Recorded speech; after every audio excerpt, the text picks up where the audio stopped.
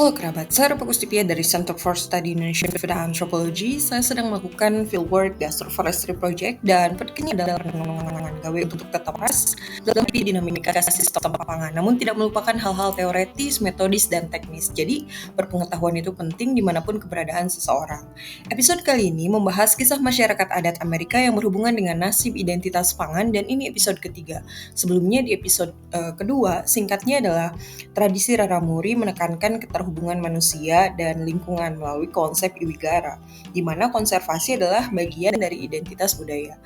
Dengan mengutamakan keberlanjutan dan diversifikasi, Indonesia juga dapat mengadopsi nilai-nilai ini gitu, bahkan sudah ada ya dalam pertanian ramah lingkungan untuk ketahanan pangan, kedaulatan pangan, ketersediaan pangan, dan hal lainnya yang bersangkutan dengan sistem pangan.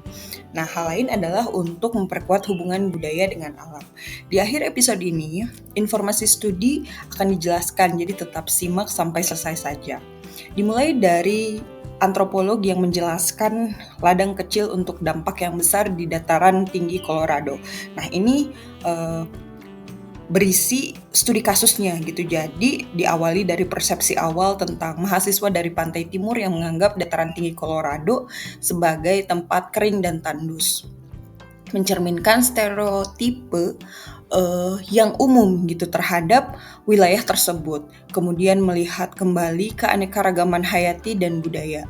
Di dataran tinggi Colorado, meliputi Arizona, Utah, Colorado itu sendiri, dan New Mexico, itu merupakan wilayah dengan keanekaragaman hayati dan budaya yang sangat luar biasa. Jadi dijaga oleh petani dan aktivis asli yang tangguh ya. Kemudian melihat sumber air yang terbatas namun juga penting, wilayah ini menerima kurang dari 10 inci curah hujan per tahun, tetapi memiliki wadah atau akuifer besar di bawah tanah. Jadi pola hujan yang penting itu ternyata bisa mempengaruhi kehidupan lokal di sana. Tentang sejarah manusia yang panjang, ya manusia telah hidup di dataran tinggi Colorado selama lebih dari 10.000 tahun.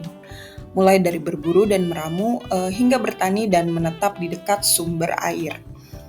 Keberagaman bahasa dan budaya pribumi juga terlihat beragam ya, karena di sini menjadi wilayah pusat linguistik yang penting bagi pelestarian bahasa pribumi di Amerika Serikat. Perubahan lanskap oleh aktivitas manusia dipengaruhi oleh dataran tinggi Colorado yang berubah sejak kedatangan penjajah Spanyol, yang mencatat adanya rumput tinggi dan vegetasi yang lebih subur dibandingkan saat ini. Bagaimana dengan pentingnya pengalaman langsung? Nah, di sini antropolog ini kan mengajak mahasiswa yang berkemah gitu di lapangan yang menyadari keanekaragaman tersembunyi dataran tinggi Colorado itu sendiri yang tidak dapat dipahami sepenuhnya hanya dengan melihat dari dalam kendaraan. Hubungan spiritual dan ekologis. Nah, kalau ini dilihat dari petani dan komunitas asli yang memiliki ikatan spiritual yang kuat dengan tanah mereka. Jadi di sini terlihat juga gitu adanya cerminan ya dalam ritual dan kolaborasi mereka gitu dengan alam. Bagaimana dengan ketahanan komunitas lokal?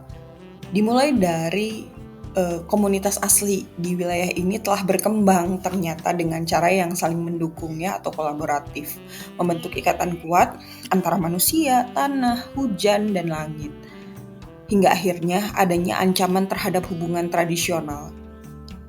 Ya, karena dikarenakan perubahan modern yang melemahkan ikatan komunitas dengan tanah ya, mendorong masyarakat adat juga untuk menemukan terus inovatif gitu, tapi mempertahankan hubungan mereka dengan alam dan budaya itu cukup sulit gitu, terutama melalui peran penting para tetua ya atau sesepuh atau orang-orang terdahulu, bahkan tokoh masyarakat adatnya. Monografinya dimulai dari tidak ada apa-apa di luar sana katanya. Salah satu muridku dari pantai timur menyadarkan bahwa fenomena ini atau pemandangan ini ternyata hanya bisa dilihat sekilas gitu ya. Dan hal ini melihat kembali gitu ya perjalanan dari pantai timur itu ketika siswanya itu menyandarkan kepalanya pada jendela hangat mobil van ya untuk melaju terus melintasi kawasan Navajo di Arizona Utara. Ia juga bertanya-tanya tentang lantang ya.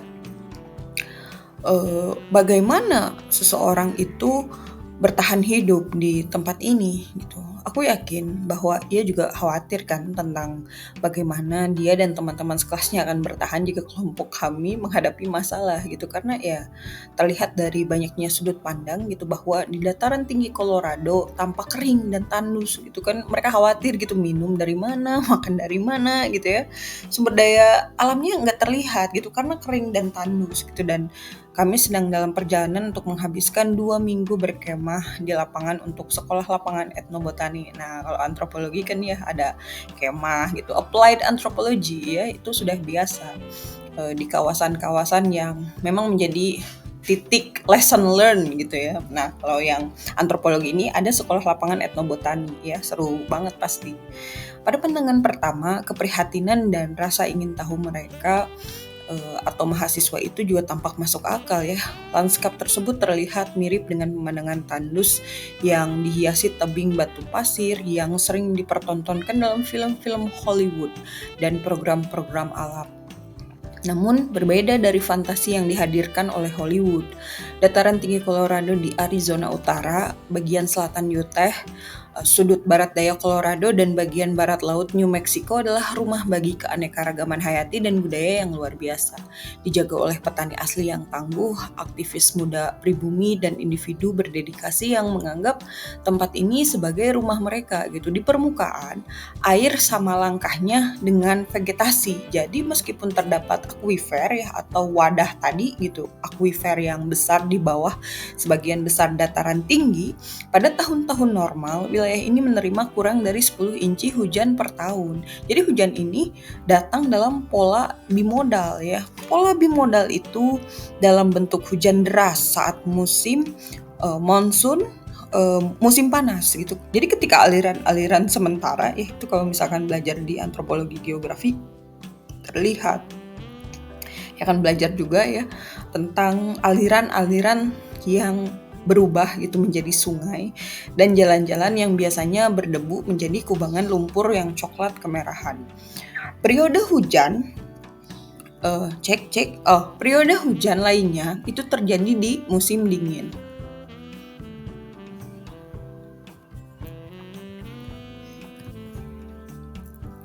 Kalau di musim dingin itu disebutnya hujan perempuan oleh masyarakat Navajo yang menyentuh lembut tanah yang haus gitu. Jadi hari ini karena perubahan iklim, dataran tinggi bahkan lebih kering. Namun terlepas dari kekeringannya, masyarakat juga telah dan terus berkembang gitu di lanskap ini ya. Jadi lebih dari 10.000 tahun yang lalu, adanya Paleo-Indian itu kan sebutan untuk nenek moyang di awal ini menurut para antropolog yang sudah hadir ya, atau yang sudah terdahulu.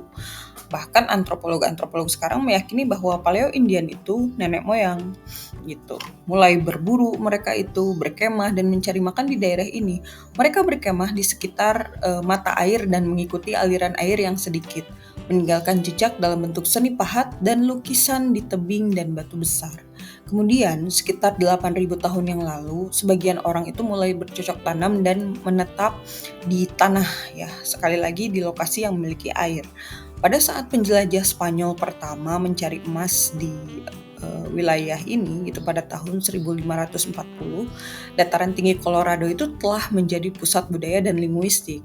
Terdapat 7 keluarga linguistik di dataran ini. Di antara keluarga-keluarga ini terdapat 10 bahasa yang berbeda, termasuk bahasa Hopi, Navajo, Paiute-nya Paiute Selatan, Zuni, Keresan, Tewa, Towa, Apache, dan Ute.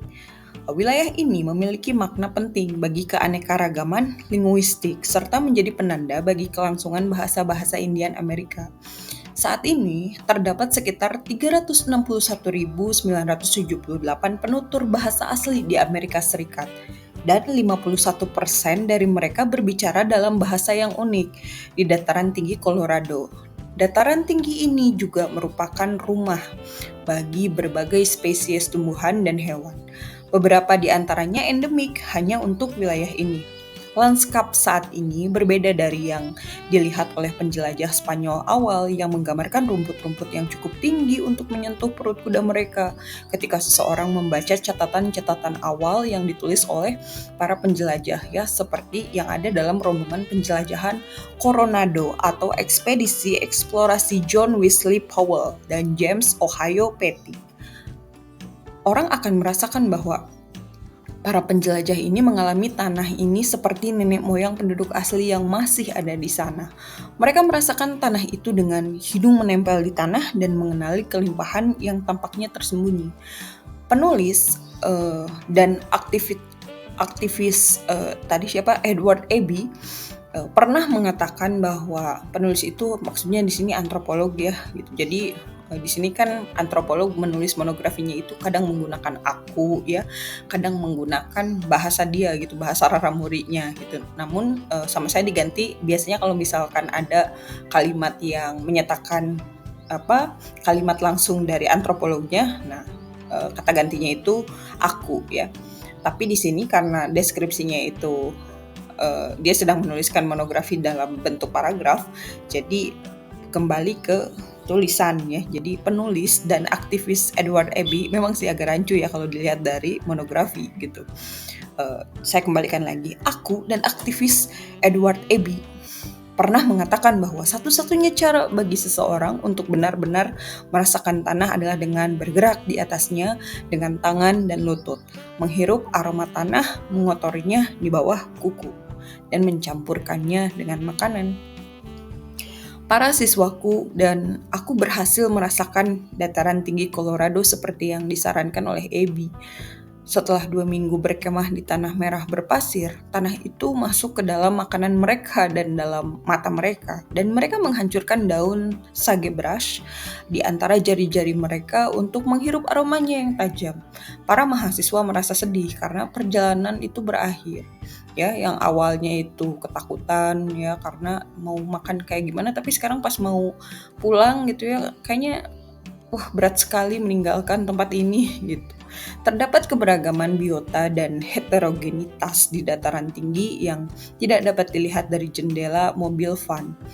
Keanekaragaman ini hanya dapat dirasakan dengan berjalan di atas mesa Hopi, di mana celah-celah pada permukaan menampilkan mikroklimat lumut, bunga dan herbal yang disirami aliran air kecil, atau dapat ditemukan ketika seseorang mendaki 8 mil dari komunitas Havasupai di Supai hingga ke tepi Grand Canyon. Sepanjang jalan, mata itu menyesuaikan diri dengan perubahan warna tanah, sementara telinga mulai mendengar suara turun dari Canyon Ran. Dan saat mencapai tepi, nyanyian berubah menjadi jeritan Pinyoy Jay. Kesempatan lainnya adalah bagi para pendaki yang berani untuk turun ke bagian utara Sycamore Canyon. Dalam waktu singkat, aroma cemara yang menyelimuti seseorang seperti selimut sambutan mulai memudar dan digantikan oleh aroma manis yang tajam dari sumak. Saat mencapai dasar ngarai, udara dipenuhi dengan kabut yang tipis yang mirip dengan momen sebelum awan melepaskan kelembaban berharga mereka ke tanah yang kering. Para petani asli itu berdoa dan menari agar kehidupan tumbuh dari tanah kering di dataran tinggi Colorado. Bukan hanya para petani yang ladangnya memperkenalkan mosaik hijau musiman pada nuansa merah dataran tinggi, para petani ini didukung oleh jalinan komunitas dan hubungan spiritual yang lebih dalam dari akar juniper yang paling haus sekalipun. Kolaborasi antara komunitas manusia, tanah, hujan, dan langit ini sering berkembang setelah komitmen yang signifikan untuk saling memperkuat kondisi kehidupan satu sama lain. Komunitas-komunitas yang tangguh di dataran tinggi Colorado itu muncul hanya setelah mereka saling bergantung gitu dan terhubung satu sama lain dengan lingkungan sekitar mereka. Komunitas-komunitas ini inklusif ternyata karena merangkul semua keberagaman yang mereka miliki. Mereka berbagi keinginan untuk hidup berdampingan dengan alam. Layaknya pernikahan antara dua orang yang membutuhkan ketekunan agar ikatan mereka langgeng. Ikatan yang menghubungkan Hopi, Navajo, Zuni, Pai, Apache, dan Paiute dengan tanah ini mendapatkan kekuatan hanya dalam waktu yang panjang, namun baru-baru ini ikatan-ikatan tersebut melemah, menyebabkan beberapa orang mencari cara inovatif untuk mempertahankan hubungan mereka dengan tanah dan budaya. Banyak di garis depan perjuangan ini adalah para orang tua yang sudah usianya juga renta begitu. Mereka adalah bagian dari komunitas tradisional yang menjaga ingatan budaya yang penting untuk inovasi jangka pendek yang mendasari perubahan inovatif dan revitalisasi budaya.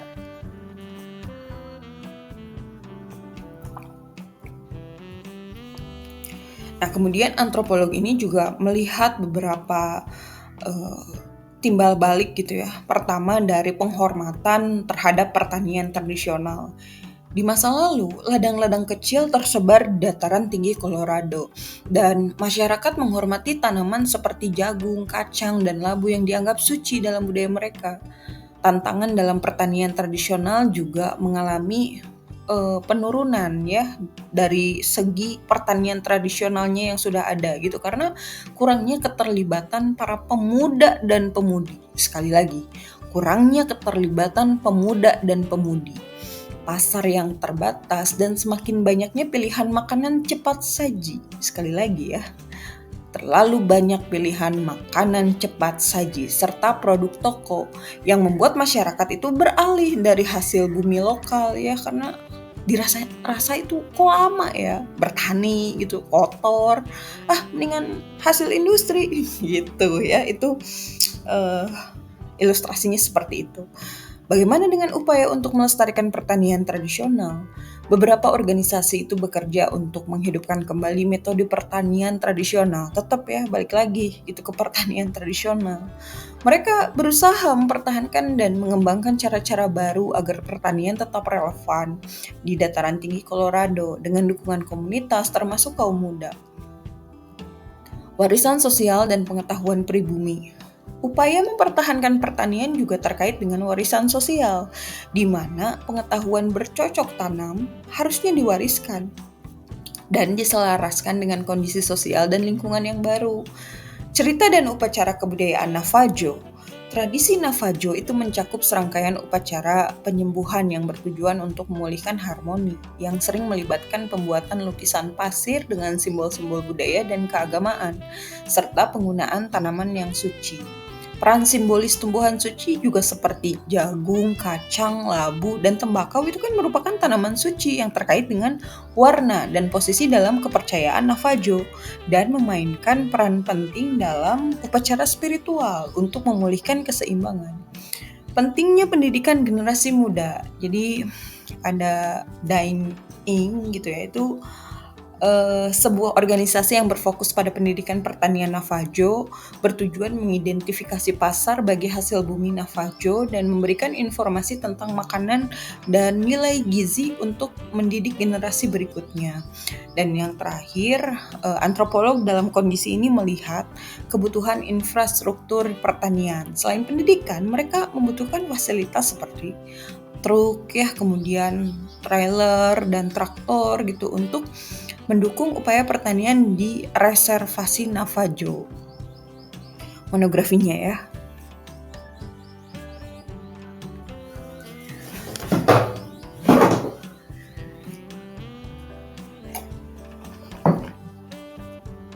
Cek. Nah, sepertinya ada gangguan, tapi udah kembali lagi ya. Monografinya. Pada masa lalu, ladang-ladang hijau kecil itu tersebar di seluruh dataran tinggi Colorado. Penghormatan masyarakat terhadap makanan yang mereka tanam tertanam dalam cerita asal-usul dan dalam tanaman-tanaman suci.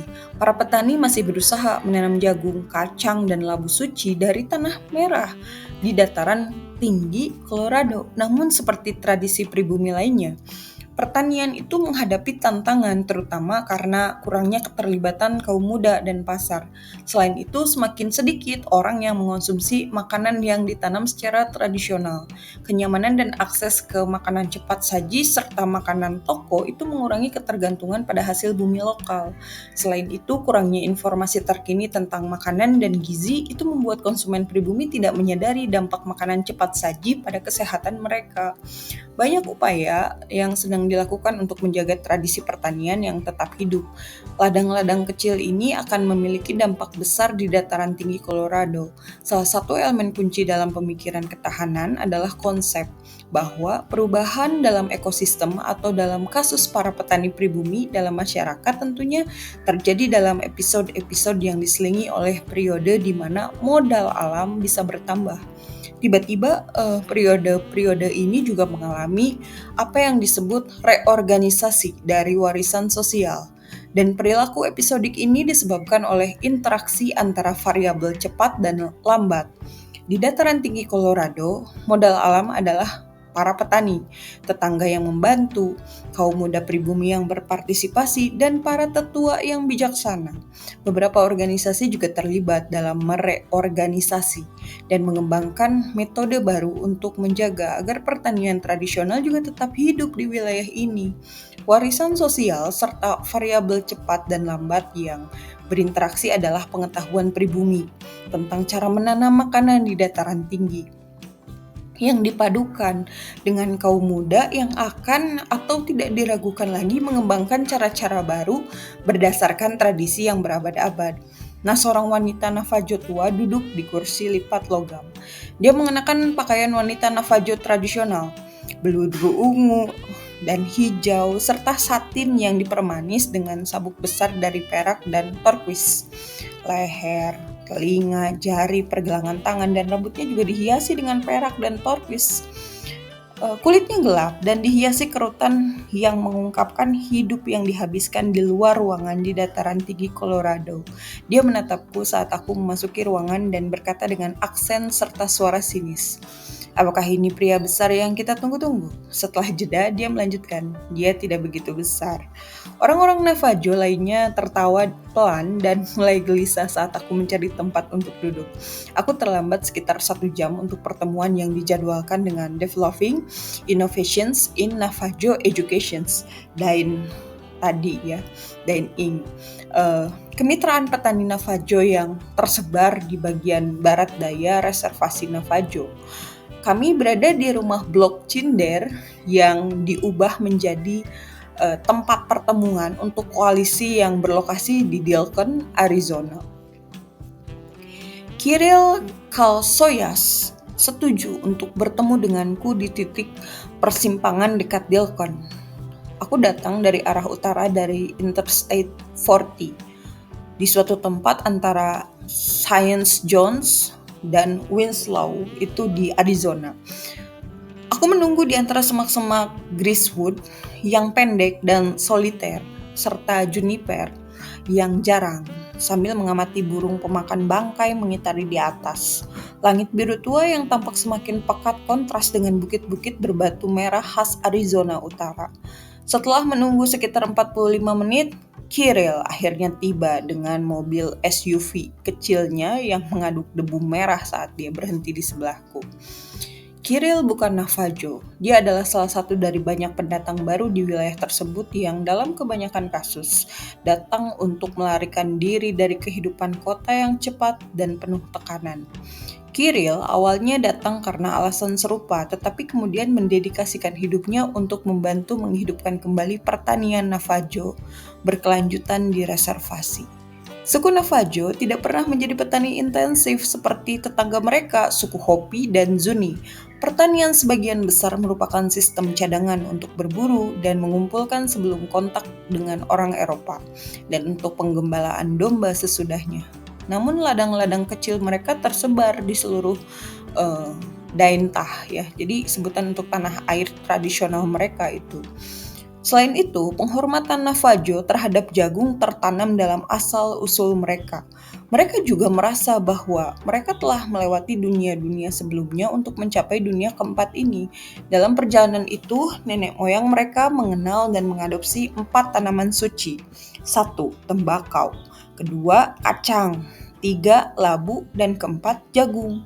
Nah, itu tanaman suci untuk Navajo ya. Suku Navajo memiliki serangkaian upacara penyembuhan yang kompleks yang sering disebut Chant Ways, Saints, and Beauty Ways. Upacara-upacara ini dimaksudkan untuk memulihkan harmoni bagi pasien atau seperti yang dikatakan orang Navajo, Hozho.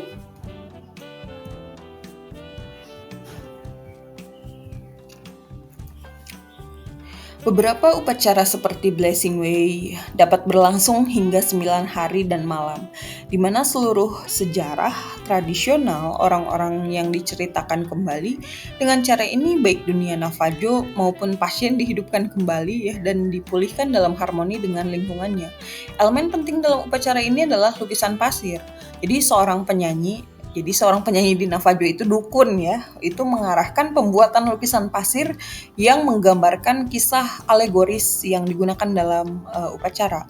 Setelah ini, lukisan itu harus dihancurkan secara seremonial ya sebelum fajar gitu. Jika tidak, penyanyi atau pasien berisiko terkena akibat spiritual yang mengerikan. Dalam salah satu upacara, sebuah lukisan pasir yang disebut Whirling Logs atau bahasa Navajo-nya itu adalah Silolne itu dibuat. Dalam cerita ini, sang pahlawan memulai sebuah perjalanan. Selama perjalanan, dewa-dewa Navajo itu mencoba membujuknya itu untuk tidak pergi ya. Tetapi melihat tekadnya, mereka membantunya mengosongkan sebuah kayu log tempat dia akan bepergian menyusuri sungai.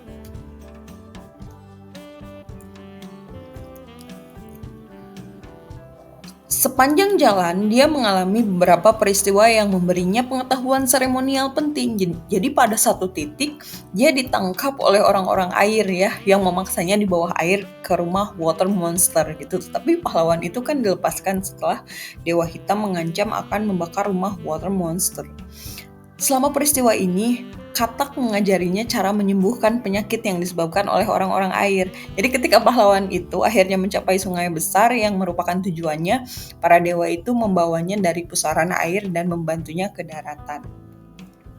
Setelah mendapat pelajaran dari wanita Navajo tua itu dan beberapa tawa atas kehadiranku, kami duduk dalam rapat untuk membahas keadaan proyek-proyek Dain ya di bagian reservasi tersebut.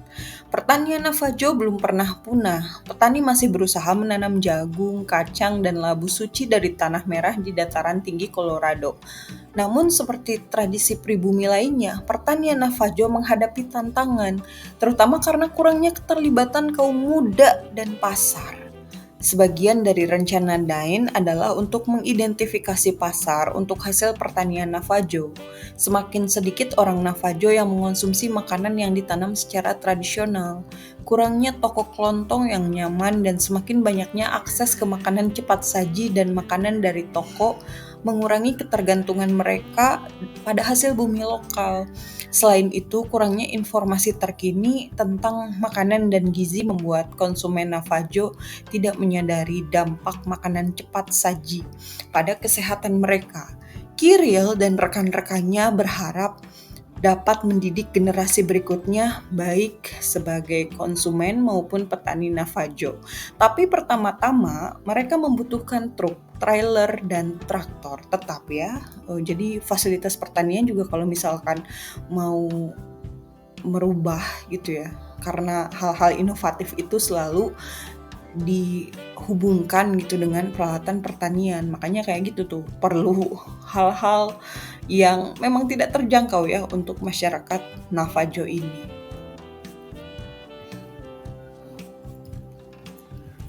Kemudian antropolog ini juga melihat lokasi ladang pertanian Navajo. Ladang-ladang kecil pertanian Navajo tersebar di lanskap yang berpasir, kering, dan berbatu di dataran tinggi Colorado, dengan sumber air terbatas dari akuifer yang terletak sangat dalam dan beberapa mata air kecil. Pemanfaatan air hujan. Para petani Navajo memanfaatkan cekungan alami di tanah yang bisa menampung air hujan, berfungsi sebagai waduk ya, sementara yang menyimpan kelembapan untuk tanaman mereka. Tantangan akses di sini terlihat adanya ladang-ladang yang seringkali sulit dijangkau karena medan yang berbatu dan lembah-lembah kering. Jadi lembah kering itu disebut dengan arroyo, sehingga perjalanan antara ladang dapat memakan waktu lama meskipun jaraknya dekat. Metode pertanian tradisional. Ketika teknik bertani yang digunakan itu sederhana dan kuno seperti cara menanam, berdoa untuk hujan, membersihkan gulma, dan kemudian panen. Benih yang digunakan adalah jenis yang sudah beradaptasi dengan lingkungan tersebut selama berabad-abad. Kurangnya waktu petani. Jadi sebagian besar petani Navajo itu memiliki pekerjaan utama selain bertani, sehingga waktu untuk merawat ladang terbatas. Nah itu ya, jadi kehidupan modern itu menjauhkan dari budaya pertanian yang awalnya itu lestari gitu karena ada kebutuhan lain seperti kebutuhan uang, kebutuhan sosial, kebutuhan ekonomi, ya macam-macam, akhirnya ladangnya terbengkalai. Inisiatif bantuan dari DAIN ya. Organisasi ini juga menyediakan peralatan seperti truk, trailer, dan traktor yang dioperasikan oleh Justin Willey untuk membantu petani Navajo membajak dan mencangkul ladang mereka, meski ia harus menempuh jarak jauh antara ladang.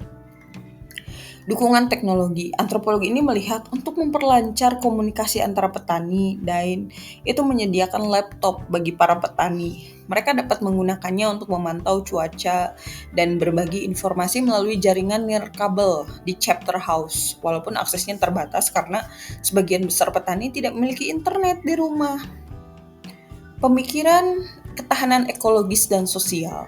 Ladang-ladang kecil ini penting untuk keberlanjutan ekologi dan sosial di dataran tinggi Colorado. Konsep ketahanan ini menyatakan bahwa perubahan sosial atau ekosistem terjadi dalam episode tertentu dengan membangun modal alami yang melibatkan interaksi antara generasi muda dan tua dalam mempertahankan tradisi bertani. Kisah kunjungan pertanian di tengah dataran tinggi.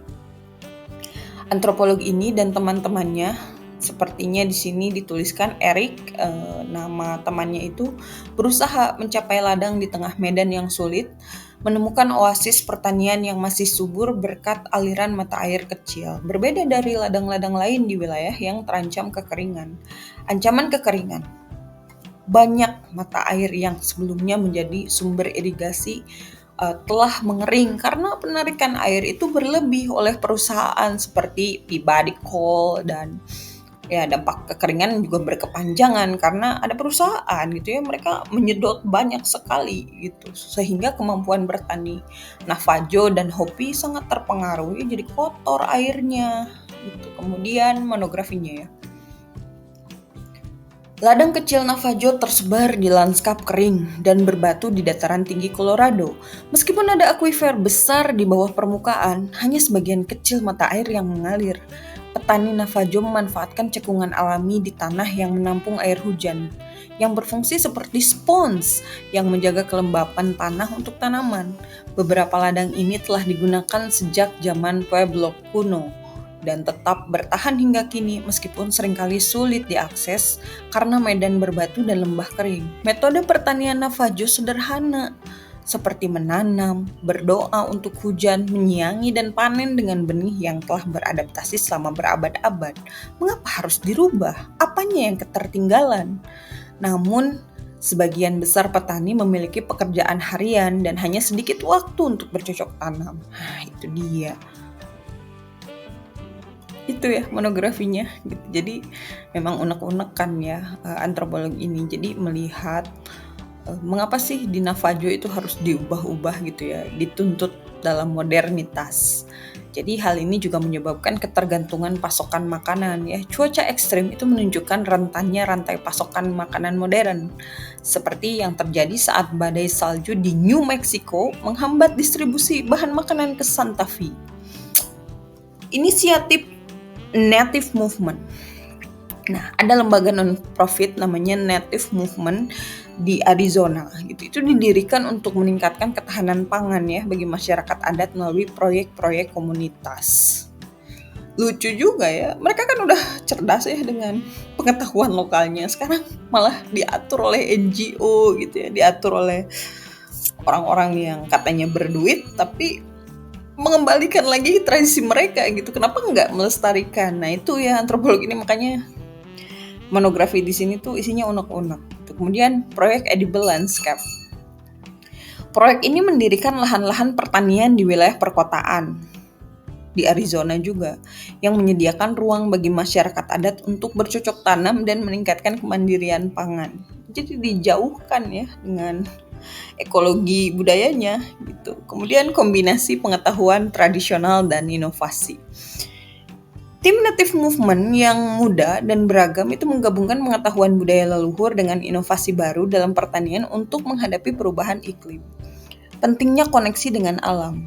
Ada aktivis Hopi, Calvin Long, itu namanya, mendorong generasi muda untuk menghidupkan kembali ikatan spiritual dengan lingkungan, menganggapnya sebagai bagian dari identitas dan ketahanan budaya. Nah kan jadi kembali lagi ya ke tradisional ya, walaupun udah ada modernitas masuk, tetap saja budaya merawat dan melestarikan itu justru penting. Itu yang jangan dihilangkan. Makanya ada aktivis Hopi ya, mengingatkan kembali, udahlah balik lagi aja ke budaya dulu katanya gitu. Nah kemudian inspirasi dari praktik pertanian tradisional, ya masyarakat adat di Barat Daya itu telah lama menggunakan teknik bercocok tanam yang adaptif, seperti menanam di lokasi yang bervariasi untuk menyesuaikan pola cuaca dan iklim lokal yang tidak menentu. Hal ini juga terhubung pada eksperimen untuk model ketahanan pangan lokal. Jadi Native Movement itu berharap proyek mereka dapat menjadi model gitu untuk inisiatif serupa yang menggunakan atau memperkuat ketahanan pangan dan komunitas adat di wilayah Barat Daya Amerika Serikat. Jadi kembali lagi ya ke pertanian lokal gitu. Jadi program lagi. Kenapa nggak dilestarikan gitu ya, dirawat, dijaga, dan diakui sih ya. Jadi destabilisasi iklim global menguji cara kita berproduksi dan mendistribusikan pangan. Pada akhir tahun 2006, badai salju tebal melanda wilayah antara Santa Fe dan Albuquerque di New Mexico, ya, menghambat distribusi makanan. Jalanan tertutup es dan selama 4 hari rak-rak toko di Santa Fe itu hampir kosong gitu. Menyoroti rapuhnya rantai pasokan makanan gitu saat cuaca ekstrim gitu ya, tetap aja ya lapar akhir-akhirnya. Dalam kondisi iklim yang makin menantang nih, lembaga non-profit ya seperti Native Movement ini di Arizona berupaya menciptakan ketahanan pangan gitu, dipimpin oleh Yvonne Peter. Tim muda ini menggabungkan pengetahuan tradisional dengan inovasi dengan merancang proyek pertanian komunitas dan perumahan terjangkau. Native Movement mendirikan proyek Edible Landscape gitu, yang menyediakan lahan pertanian lokal bagi masyarakat adat. Ya memang seperti itu ya harusnya gitu. Jadi promosi proyek serupa gitu ya akhir-akhirnya. Kita melihat dari Sedona sebagai pusat New Age. Sedona itu dikenal sebagai tempat bagi para pengikut aliran New Age dengan berbagai toko yang menjual perhiasan tradisional dan vortex energi ya. Sedona itu telah mendapatkan reputasi sebagai tempat bagi kaum New Age yang kaya, yang tertarik pada penyembuhan alternatif, vortex energi, serta berbagai toko yang menjual perhiasan virus ya dan perak. Namun tanpa reputasi tersebut, lanskapnya itu kan menampilkan keindahan yang gersang dengan warna kemerahan. Ngarai yang menakjubkan ini terbentuk oleh beberapa aliran sungai yang mengalir dari dataran tinggi Colorado, mengarah ke wilayah tandus atau menuju lembah Verde yang lebih jauh ke selatan dan barat. Saat aku berkendara ke arah barat dari Highway 17, tebing merah yang tinggi yang menjulang di atas Sedona itu mendominasi pandanganku.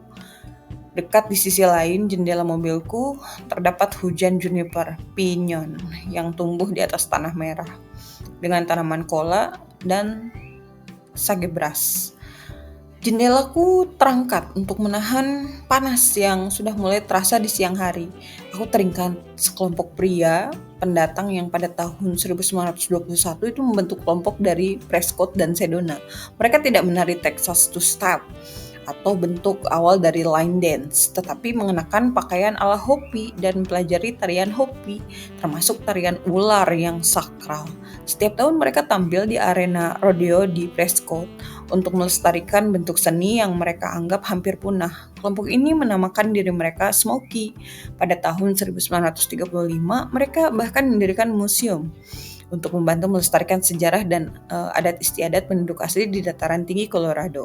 Tarian mereka berlanjut selama 70 tahun hingga 1990 ketika 100 orang Hopi memprotes di pusat kota Prescott dan arena rodeo, yang akhirnya mengakhiri tarian Smoky. Aku teringat hal ini karena tidak semua pendatang yang berinteraksi dengan budaya penduduk asli ingin mengeksploitasi atau mengklaimnya. Orang yang akan aku temui adalah Greg Glasgow, salah satu dari mereka yang bekerja tanpa henti membantu lembaga penduduk asli. Aku tiba lebih awal, jadi aku singgah ke kedai kopi lokal di Sedona. Trotoar di sekitar kedai kopi itu sudah ramai oleh wisatawan dari luar kota yang membuat penduduk lokal menjauh untuk menghindari keramaian. Di dalam kedai, seorang wanita muda dengan tato dan tindikan pada alis serta lidah menerima pesananku. Di salah satu dinding, terdapat rak brosur warna-warni yang berisi iklan berbagai kegiatan menarik untuk keluarga.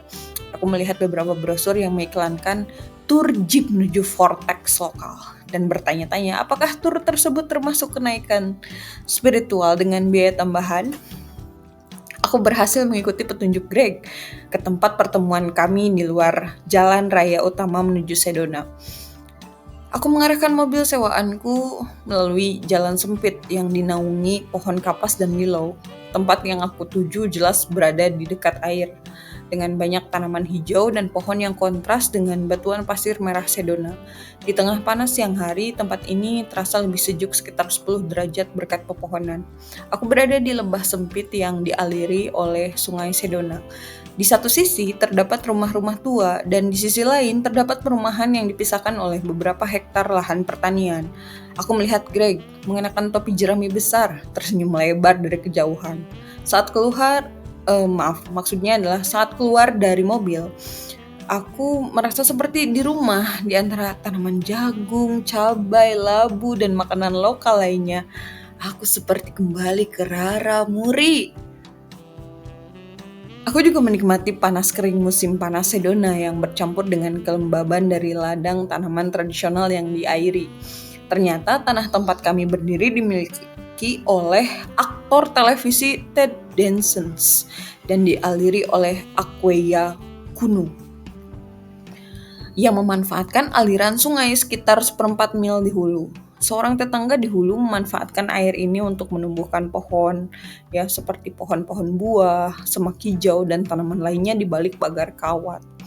Greg dengan antusias menjelaskan kepadaku bagaimana dia menjalin kesepakatan dengan pemilik tanah dan beberapa keluarga Hopi untuk menciptakan sistem cadangan panen bagi keluarga Hopi.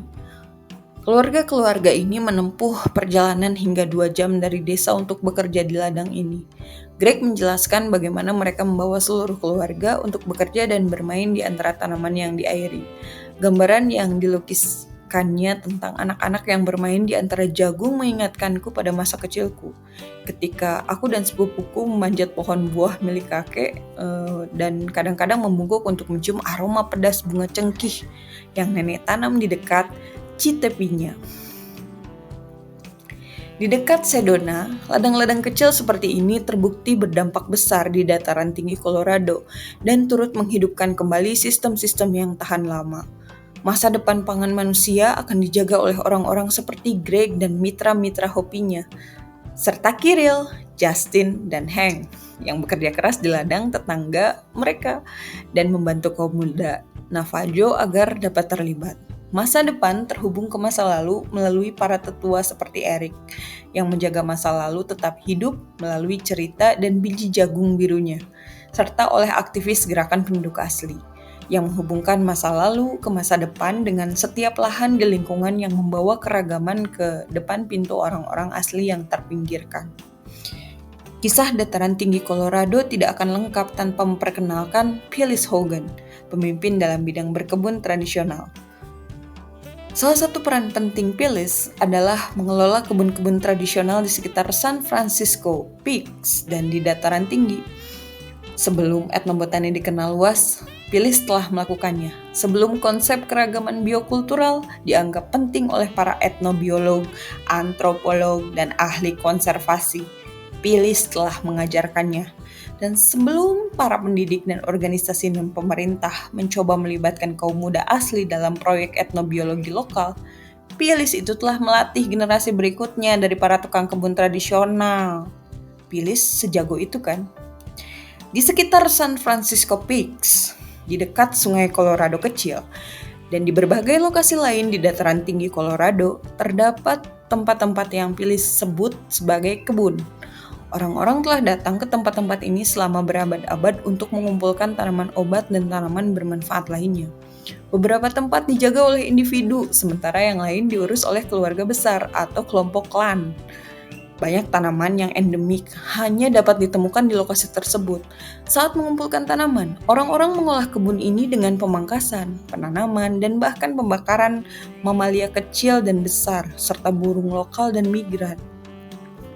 Selama bertahun-tahun, Pilis telah dipercaya oleh para pemegang pengetahuan asli dan kini mengetahui banyak lokasi pengumpulan tanaman yang dijaga dengan sangat baik. Akhirnya aku ingin bawa orang-orang atau membawamu jika membaca monografiku ini ke tempat lain yang kaya keragaman. Tempat yang mengalami kebangkitan biokultural di permukaannya. Tempat ini berada di sepanjang jalur Lagu Garam yang membentang dari Nevada Selatan hingga California Tenggara. Bayangkan itu. Pada musim semi baru-baru ini, aku duduk di bawah lengkungan batu alami yang besar di pegunungan Old Women di Gurun Mojave. Menyaksikan para penyanyi lagu garam Paiute Selatan mulai meyakinkan Lance kembali ke kehidupan. Nyanyian mereka juga bertujuan untuk menghidupkan kembali seluruh cara hidup, cara berhubungan dengan lanskap dan identitas yang akan diwariskan kepada generasi Paiute. Tentunya generasi mendatang yang juga akan bernyanyi di pegunungan ini. 3 penyanyi lagu burung Quadrilla yang masih muda datang ke pertemuan ini tanpa undangan, tetapi menemukan jalan dan memohon izin untuk bernyanyi. Mereka bernyanyi tanpa henti selama 3 jam. Nyanyian yang kembali terdengar setelah berpuluh-puluh tahun senyap. Ternyata nyanyian ini muncul dari sebuah masyarakat yang hampir terlupakan. Makanan, pertanian, suaka, ketahanan, dan keragaman biokultural tidak akan bisa ada tanpa bahasa, tanpa komunitas, dan tanpa mereka yang menjaga budaya yang memberikan suara kepada tanah tersebut. Masa depan dataran tinggi Colorado dimulai dari hati kita.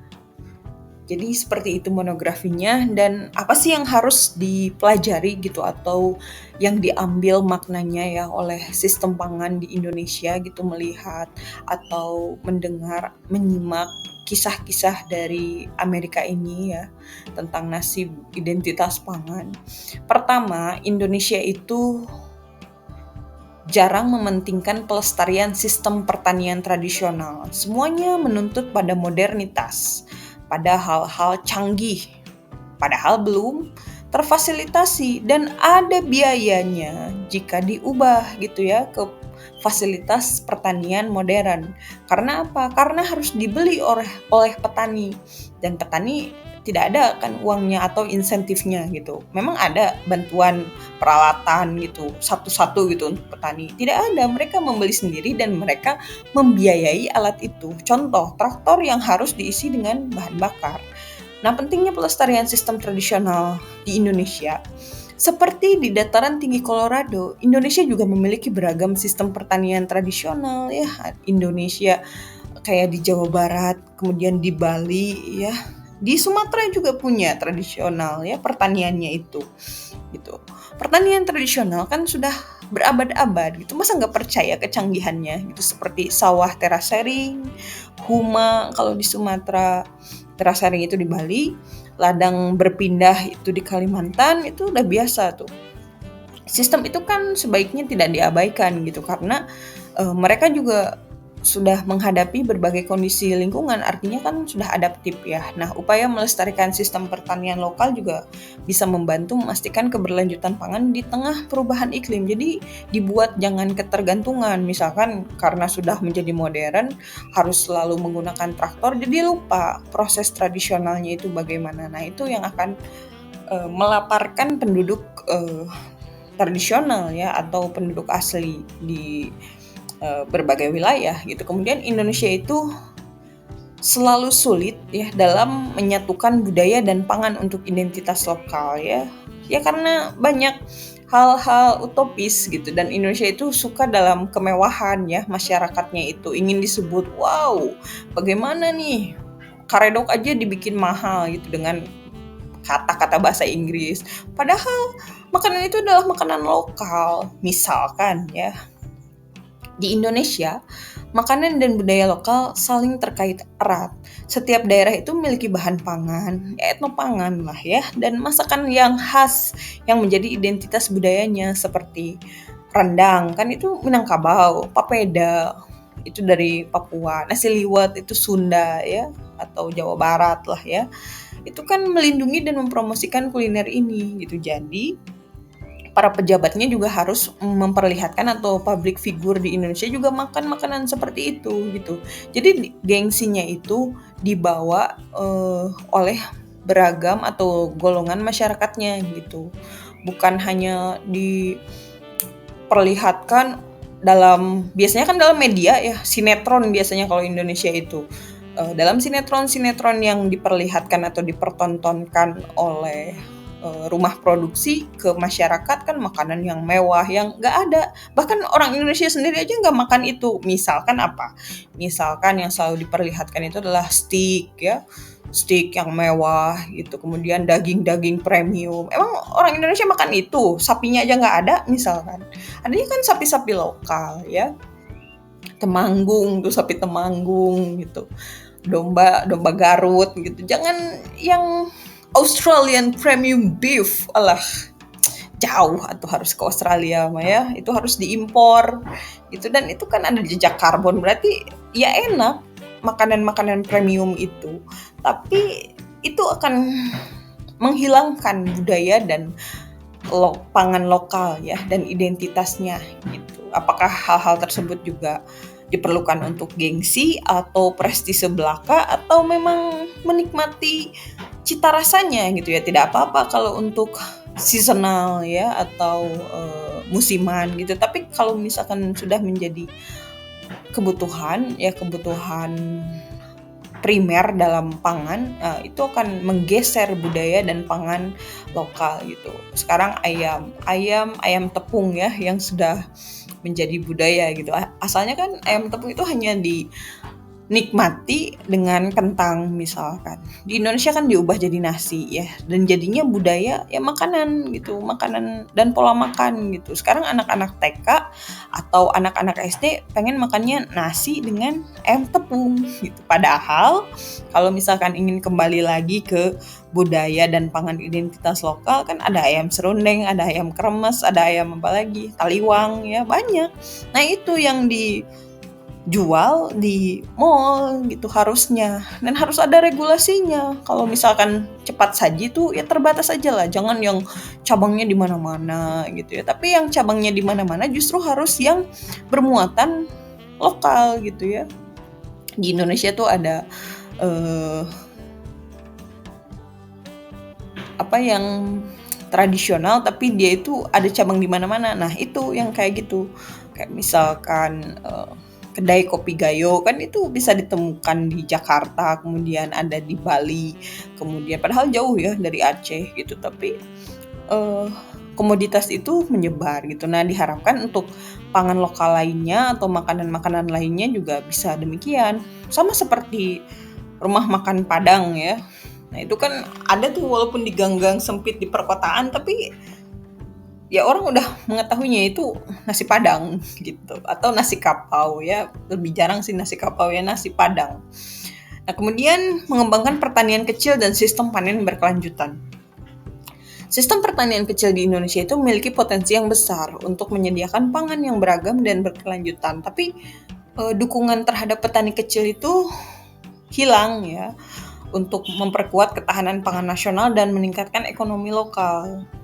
Jadi jarang ada yang mendukung petani-petani kecil ya. Jadi kalau program pemerintah itu melihatnya wah harus setara pengusaha dulu gitu, harus ada komunitas yang besar dulu aktif, ada laporan-laporannya, sedangkan petani yang biasa kan nggak tahu akses informasi itu.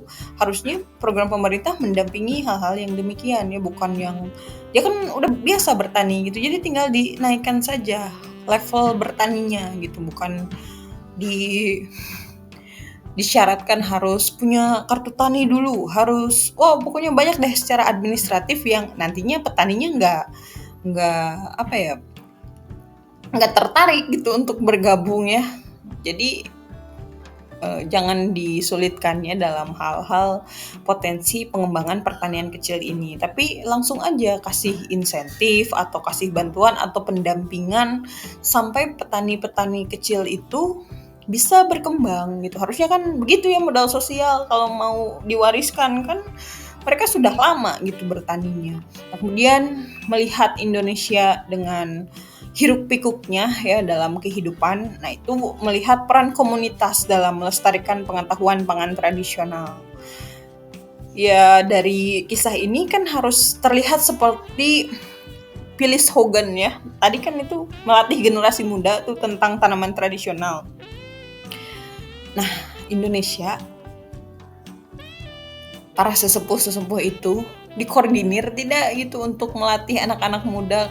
Sepertinya ada gap gitu dalam generasi sehingga pengetahuan-pengetahuan lokal itu terputus gitu. Karena apa? Karena program pemerintahnya juga tidak menyatukan itu gitu. Kesibukan-kesibukan harian juga tidak mendukung pada peranan komunitas dalam melestarikan pengetahuan pangan tradisional. Misal, di Indonesia itu kebanyakan pekerjaan administratif dan pekerjaan menunggu. Padahal kalau misalkan udah selesai ya mereka harus berladang gitu, atau mereka harus bertani. Misalkan ini pekerjaan di Indonesia ya, mulai dari jam 7 pagi sampai jam 4 sore misalkan ya, itu pegawai pemerintah.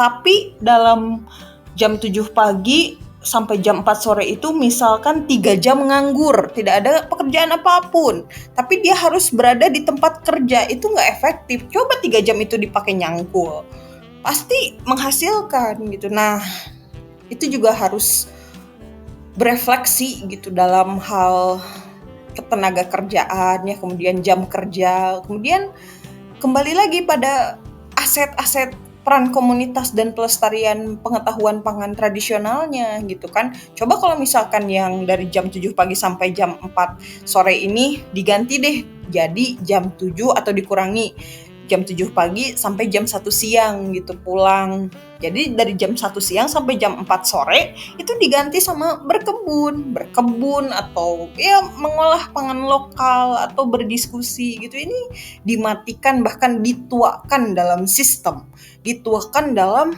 durasi pekerjaan gitu yang tidak terlalu penting karena hal-hal administratif ya, daripada menunggu gitu ya, nunggu atasan, sulit sekali untuk berubah gitu. Kemudian memperkuat keragaman biokultural melalui kebun komunitas. Seberapa banyak kebun komunitas itu menjadi sarana untuk menghidupkan kembali tanaman pangan lokal? Tidak ada, itu hampir sedikit lah untuk kebun komunitas. Ya itu pun yang suka berkebun gitu, karena berkebun itu nggak cukup sehari, tahunan.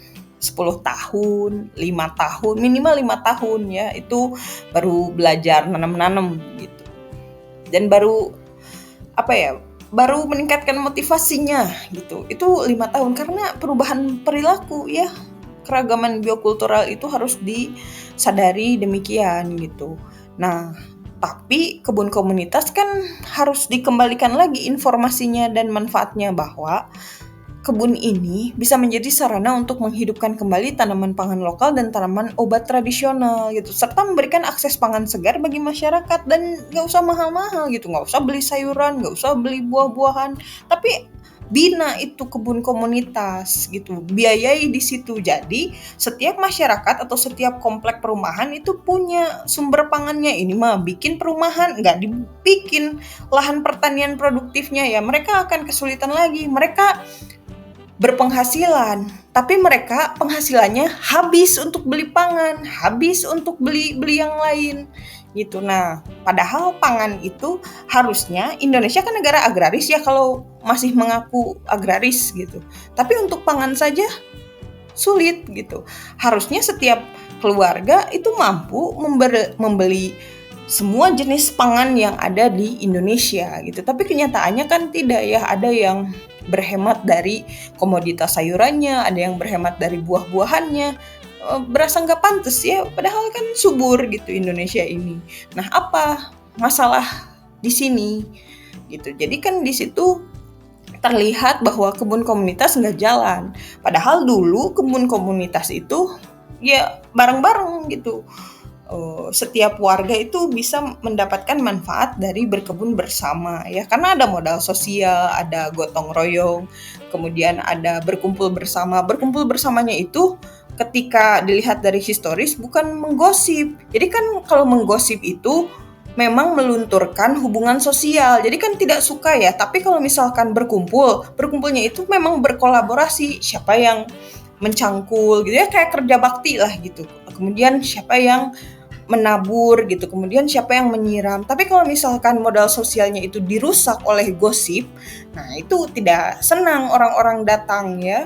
Karena apa? Karena di situ mendiskreditkan kehidupan ya, kemudian pokoknya merusak hubungan sosial. Nah, ini harus dikembalikan lagi.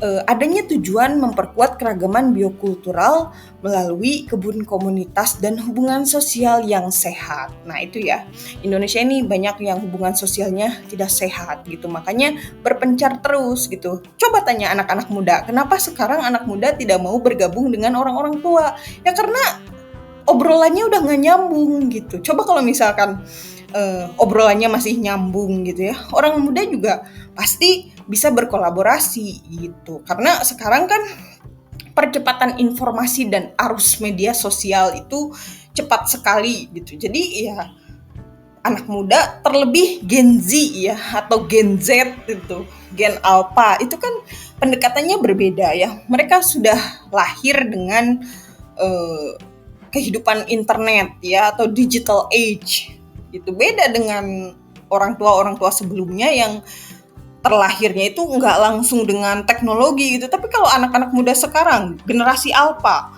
mereka tidak bisa terpisahkan dari gadget gitu atau dari gawai ya. Nah itu juga fenomena-fenomena yang perlu diatasi. Bagaimana menata kedekatan-kedekatan sosial itu gitu. Nah itu juga untuk memulihkan kembali gitu ya hubungan antar generasi.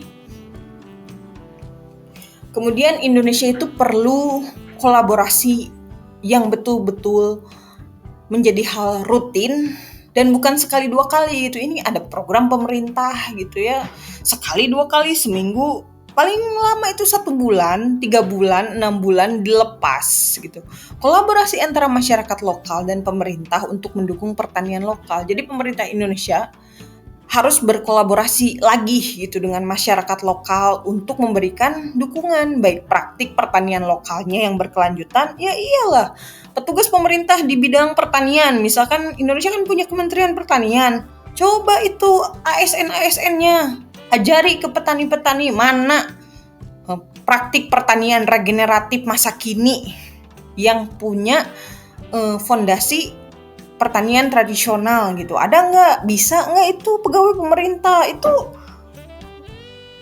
tanggung jawab pemerintah juga kan gitu. Jadi jangan sampai petugas pemerintah atau pegawai pemerintahan ketika membimbing petani nggak tahu cara bertani. Aduh, kan itu malu lagi ya gitu. Jangan hal-hal administratif kalau ke petani, langsung praktik.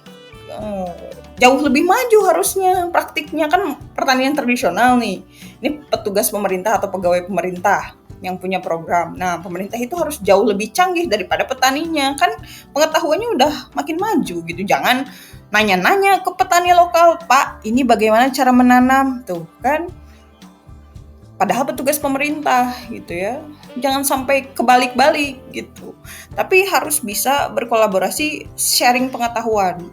Jadi petugas pemerintah itu harus lebih canggih, misalkan, wah ini datarannya penuh dengan suhu yang panas. Gimana kalau pakai surya tani gitu? Kita pakai tenaga dari tenaga surya gitu ya. Bikin ya untuk membantu petani. Jangan sampai wah ini gimana ya Pak, harus wah itu tidak berpengetahuan sama sekali. Nanti malah diejek sama masyarakat lokalnya atau petani lokalnya yang udah puluhan tahun mengerjakan praktik pertanian tradisional gitu. Kemudian program-program pemerintah juga jangan dinasionalkan dan jangan disamakan karena akan berbeda dari segi kebutuhan budaya. Misalkan dari program nasionalnya ya, setiap pertanian atau ladang pertanian itu dikasih traktor. Gimana kalau pertaniannya di bukit? Berarti kan traktornya dibawa nanjak ya, itu nggak akan menyelesaikan masalah, justru menambah masalah ya. Jadi harus dilihat dari bioregion atau dari kekhasan lokasi tersebut gitu. Kemudian pertanian semuanya itu harus aquaculture. Ya kalau misalkan sungai nggak bisa semuanya digunakan aquaculture itu. Kemudian budidaya juga ya disesuaikan, apakah ada irigasinya juga bagus atau tidak. Nah itu pemerintah tuh harus punya data kualitatif dan kuantitatif terhadap pergerakan atau program-program pertanian gitu yang mengakui adanya berbasis lokal gitu atau berbasis masyarakat lokal gitu. Jadi harus banyak data ya dan kuat data gitu. Dan datanya juga harus update. Jangan data-data wah masa lampau gitu. Itu nggak akan relevan ya. Ya minimal tuh survei 1 tahun sebelumnya gitu, melihat keadaannya gitu. Jadi tahu kebutuhan pertanian saat ini apa gitu. Jangan nongkrong-nongkrong gak jelas di hotel lah itu petugas-petugas pemerintah itu. Tapi turun membersamai para petani-petani lokal gitu. Lihat perjuangan-perjuangan mereka dan tulis kebutuhan-kebutuhannya, masukkan ke anggaran rencana pembangunan berikutnya gitu. Kalau mau pertanian Indonesia ini berjaya kembali ya, pangan murah. Ketika pangan murah atau pangan terjangkau, masyarakat itu akan bahagia. Kenapa bahagia? Makanannya enak. Makanan enak, makanan terjangkau. Nah itu pikirkan oleh pemerintah. Jangan dimanjakan masyarakat ini. Wah nanti dapat beras ya, beras harus dimasak. Beras dimasak sekarang perlu gas 3 kilo misalkan. Gas 3 kilo itu dibatasi sekarang, yang beli itu harus orang miskin. Miskin terverifikasi, apakah itu adil? Kalau misalkan nggak terverifikasi miskin, apakah seseorang itu mendapatkan gas 3 kilo itu? Kan ya itu harus dipikirkan kembali ya. Nah belajar dari masyarakat Navajo ya di Colorado ini, semoga Indonesia itu tidak terdegradasi budayanya dan masih bisa kolaboratif lah. Masih ada waktu nih sebelum ya semuanya terlupakan dan hilang, kemudian tergantikan oleh industrialisasi yang memang merusak ekologi, bahkan mengganti kehidupan tradisional dan kehidupan keseharian gitu. Coba kalau misalkan kayak gitu kan dijajah kembali ya.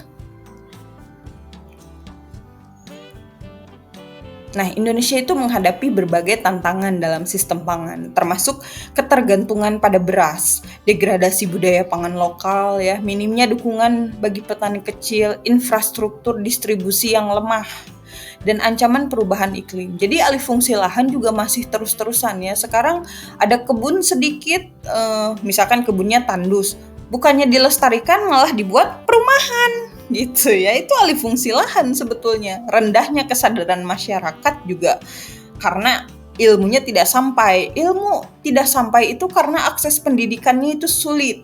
Coba sekarang masyarakat disuruh ke kampus atau disuruh ke pusat studi gitu. Kan ada bayaran. Kalau misalkan ada bayaran itu ya tidak menarik lagi untuk masyarakat Indonesia ya, apa-apa bayar. Padahal pengen menyimak pengetahuan misalkan. Nah itu kan Ya, pemerintah dan masyarakat harus bisa berkolaborasi dalam menyediakan kebutuhan pendidikan itu atau kebutuhan informasi ini gitu ya. Karena rendahnya kesadaran masyarakat itu akan merusak sistem pangan nantinya gitu. Rendahnya kesadaran masyarakat terhadap keanekaragaman pangan lokal serta kurangnya kebijakan yang mendukung biokultural keberagaman itu akan menjadi kendala. Nah, untuk mewujudkan kedaulatan pangan, bahkan ketahanan pangan. Ya, sebelum ketahanan pangan harus berdaulat dulu. Itu tanahnya tanah lokal bukan gitu. Karena kan sekarang Indonesia ya, kalau saya melihat atau saya turun lapang ya, field work, ketika menanyai kepemilikan lahan itu udah bukan milik lokal lagi, udah milik perusahaan, udah milik orang asing ya. Coba bayangkan sawah sekarang itu pemiliknya orang asing atas nama orang lokal. Jadi sebelumnya pemiliknya adalah orang lokal, tetapi sekarang sudah punya orang asing dan orang lokal itu bekerja di tanahnya sendiri menjadi buruh asalnya yang punya. Nah, itu kan lucu gitu. Nah, itu kurangnya kebijakan yang mendukung biocultural diversity ya atau biocultural keberagaman ya untuk prioritas diversifikasi pangan.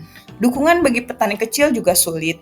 Peningkatan infrastruktur juga selalu diseragamkan, serta edukasi tentang pentingnya pangan lokal dan metode pertanian ramah lingkungan yang memiliki muatan-muatan historis juga tidak diajarkan. Jadi, generasi selanjutnya itu hanya diajarkan atau generasi baru diajarkan itu dengan teori-teori dan fasilitas-fasilitas pertanian yang tidak akan terjangkau oleh uang sakunya sendiri gitu. Padahal hal tersebut kalau misalkan disesuaikan ya, karena ketika berbicara tentang fasilitas pertanian dan teknologi pertanian, Indonesia itu cocoknya dengan fasilitas atau teknologi tepat guna. Itu tepat guna itu walaupun sederhana tapi tepat gitu dan punya manfaat. Nah, kemudian Indonesia dapat memperkuat kedaulatan pangan ya, dimulai dari meminimalisir konflik agraria ya. Jangan ada pengusiran masyarakat hukum adat lagi. Itu kan mereka juga punya hak-hak ulayat. Hak-hak ulayat itu harus bisa dipertanggungjawabkan oleh masyarakat adatnya sendiri dan didukung oleh pemerintah. Regulasi ya terlebih gitu. Kecuali kalau pemerintahnya memang tidak mengerti apa itu hak ulayat, tanya antropolog ya. Dengan langkah-langkah ini Indonesia dapat memperkuat kedaulatan pangan dan ketahanan pangan serta akan memperkuat kembali ketersediaan pangan. Jadi rantai pasoknya akan pulih ya untuk melestarikan keanekaragaman pangan. Sampai jumpa di podcast episode berikutnya.